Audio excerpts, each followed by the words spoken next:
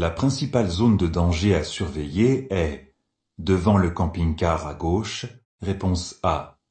Le véhicule arrêté plus loin à droite, réponse B. Le rétroviseur intérieur, réponse C. Quels sont les risques? Des piétons peuvent surgir devant le camping-car et le véhicule arrêté plus loin peut s'insérer dans la circulation. La principale zone de danger à surveiller pour l'instant est devant le camping-car. Je ralentis, je serre à droite et cherche des indices pour adapter mon comportement. Bonne réponse A. Il est conseillé de monter des pneus de même caractéristique sur le même essieu. Oui, réponse A. Non, réponse B. Quels sont les risques avec des pneumatiques de caractéristiques différentes? L'équilibre et l'adhérence du véhicule sont altérés. Les risques de perte de contrôle du véhicule sont importants. C'est pour cela qu'il faut monter sur un même essieu, arrière ou avant, des pneumatiques de même caractéristiques. Bonne réponse A. Je suis ébloui. Je mets le rétroviseur intérieur en position nuit. Oui, réponse A. Non, réponse B. À quoi sert la position nuit du rétroviseur intérieur? Elle permet de réduire les risques d'éblouissement liés à une mauvaise utilisation des feux par l'usager qui me suit, par exemple. Pour être en position nuit, j'actionne la petite languette sous le rétroviseur. Certains rétroviseurs, appelés monochromatiques, réduisent automatiquement la lumière. Bonne réponse A. Ma conduite peut être perturbée si je discute. Avec mon passager? Oui, réponse A. Non, réponse B. Avec quelqu'un au téléphone portable? Oui, réponse C. Non, réponse D. Quels sont les risques en discutant? Je suis moins concentré sur ma conduite et sur ce qui se passe autour de mon véhicule. Au téléphone, le cerveau se projette dans un contexte de discussion. Il ne peut pas être focalisé sur la conduite.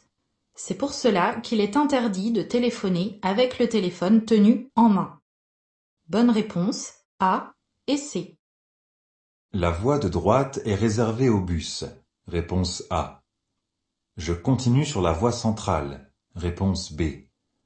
Je me rabats à droite. Réponse C. Je passe dans la voie à gauche. Réponse D. En marche normale, quelle voie dois-je utiliser? Je dois toujours circuler dans la voie la plus à droite de la direction que je souhaite suivre. La voie à droite est délimitée par une ligne aux traits épais et rapprochés. Il s'agit d'une voie réservée aux bus. Il m'est interdit d'y circuler, d'y stationner ou de m'y arrêter. Je reste dans cette voie. Bonne réponse A et B. Je circule sur une autoroute. Oui, réponse A. Non, réponse B. Je suis bien placé. Oui, réponse C. Non, réponse D. Quels indices signalent le type de route utilisée?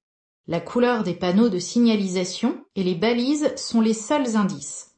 Le panneau est à fond bleu, je suis sur une autoroute. En circulation normale, je dois toujours circuler dans la voie la plus à droite de la direction que je souhaite suivre. Bonne réponse A et C. Lorsque le régulateur est actif, je replie mes jambes sur de longs trajets. Oui, réponse A. Non, réponse B. Qu'est-ce qu'un régulateur? C'est un dispositif qui permet de programmer une vitesse fixe. Il est conseillé de l'utiliser uniquement sur des voies rapides. Je garde mes pieds à proximité immédiate des pédales pour agir dès que possible si besoin. Bonne réponse B. Les feux adaptatifs se trouvent à l'avant du véhicule, oui, réponse A, non, réponse B. À l'arrière du véhicule, oui, réponse C, non, réponse D. Quel est le rôle des feux adaptatifs? C'est d'adapter la forme et l'intensité du faisceau en fonction de la vitesse, de l'angle de braquage, de la distance avec le véhicule précédent ou encore des conditions climatiques. Cet équipement est à l'avant du véhicule. Bonne réponse A et D. Avec une acuité de 5/10, un panneau est lisible à 40 mètres, réponse A, ou à 150 mètres, réponse B.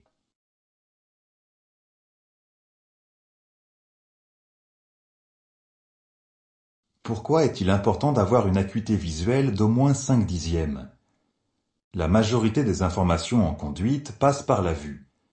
Si je ne vois pas suffisamment tôt les dangers, les panneaux, etc., ma conduite sera dangereuse. Ainsi, en ville, je peux lire un panneau à 40 mètres. Bonne réponse A. Ce camion manœuvre. Il risque d'avancer sur ma voie. Oui, réponse A. Non, réponse B. Je place mon pied devant le frein. Oui, réponse C. Non, réponse D. Quels sont les risques? Le porte-à-faux du camion l'oblige à circuler en partie sur ma voie pendant sa manœuvre. Pour limiter le risque d'accident, je place mon pied devant le frein. De cette façon, je réduis la distance parcourue pendant le temps de réaction et je pourrais m'arrêter facilement. Bonne réponse A et C. Je dépasse. Le camion devant. Réponse A. La voiture. Réponse B. Je me rabats. Réponse C.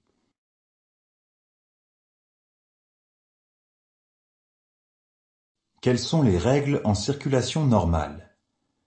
Je circule toujours dans la voie la plus à droite de la direction que je souhaite suivre. Si je me rabats, la distance de sécurité avec le camion sera insuffisante. Un véhicule est sur le point de me dépasser.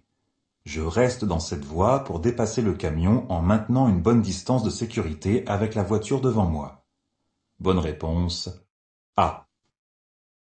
En circulant 40 km/h au-dessus de la limite autorisée, j'encours un retrait de 4 points, réponse A, un retrait de 6 points, réponse B, une suspension de permis de conduire de 3 ans, réponse C, une amende, réponse D. Quelles sont les sanctions pour un excès de vitesse de plus de 39 km/h? Cette infraction est une contravention de 4e classe. J'encours une amende, une suspension du permis de conduire de 3 ans, un retrait de 4 points, etc. La vitesse est l'une des principales causes des accidents mortels sur la route. Plus l'infraction est grave, plus les sanctions sont lourdes. Bonne réponse A, C et D. Mes feux de croisement éclairent plus loin à gauche. Je m'arrête pour les régler. Oui, réponse A. Non, réponse B. Comment puis-je régler le problème? Seul, je ne peux rien faire. Je dois faire vérifier mon véhicule par un professionnel. Les feux de croisement doivent éclairer plus loin à droite pour ne pas gêner les usagers croisés. Bonne réponse B. Je tourne. À droite, réponse A. À gauche, réponse B. Je cède le passage. À gauche, réponse C. À droite, réponse D. Quel est le sens de circulation sur l'axe rencontré? Le panneau bleu à gauche indique que les deux voies que je peux utiliser vont vers la gauche. Je vais aussi croiser une voie de bus en sens inverse. Au stop, je m'arrête, cède le passage à gauche pour les bus et à droite pour les autres usagers avant de m'engager. Bonne réponse B, C et D. Ce voyant m'alerte sur une réduction de ma distance de freinage. Oui, réponse A. Non, réponse B. Qu'indique ce voyant? Il signale le fonctionnement de l'ESP. Ce système n'a pas d'impact sur la distance de freinage.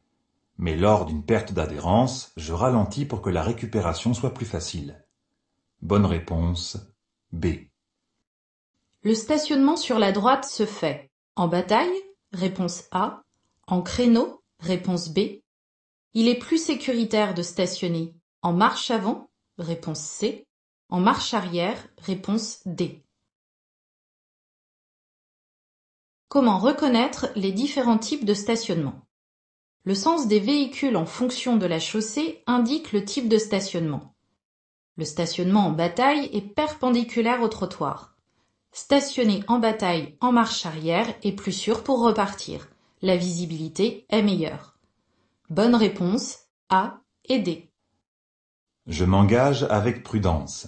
Oui, réponse A. Non, réponse B. Je vérifie le comportement du conducteur du véhicule gris à droite. Oui, réponse C.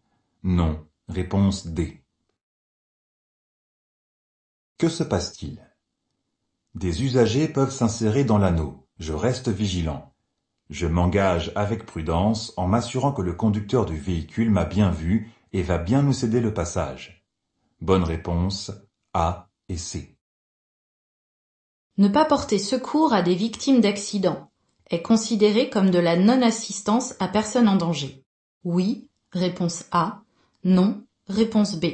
Est puni de 5 ans de prison, réponse C. De 75 000 € d'amende, réponse D. Qu'est-ce que la non-assistance à personne en danger? C'est le fait de ne pas porter secours ou de ne pas contacter les secours pour aider les victimes. Ne pas aider les victimes d'un accident est sanctionné d'une peine de 5 ans de prison, d'une lourde amende, etc. C'est un délit. Bonne réponse A, C et D. Pour respecter les distances de sécurité dans ce tunnel, je laisse un intervalle avec le véhicule que je suis. D'une lumière bleue, réponse A. De 2 lumières bleues, réponse B. À quoi servent ces diodes bleues? C'est un dispositif d'évaluation des distances de sécurité en circulation et à l'arrêt. Je laisse au moins 2 diodes bleues entre moi et le véhicule qui me précède. Bonne réponse B. Je circule à 90 km/h. Je parcours chaque seconde 10 mètres, réponse A. 25 mètres, réponse B. Cette seconde correspond au temps de réaction. Oui, réponse C. Non, réponse D. Qu'est-ce que le temps de réaction? C'est le temps entre le moment où je perçois le danger et le moment où j'agis. Il dure en moyenne 1 seconde. Pour évaluer approximativement et rapidement la distance parcourue pendant le temps de réaction, je multiplie la dizaine de la vitesse par 3. 9 x 3, 27 mètres. Bonne réponse B et C.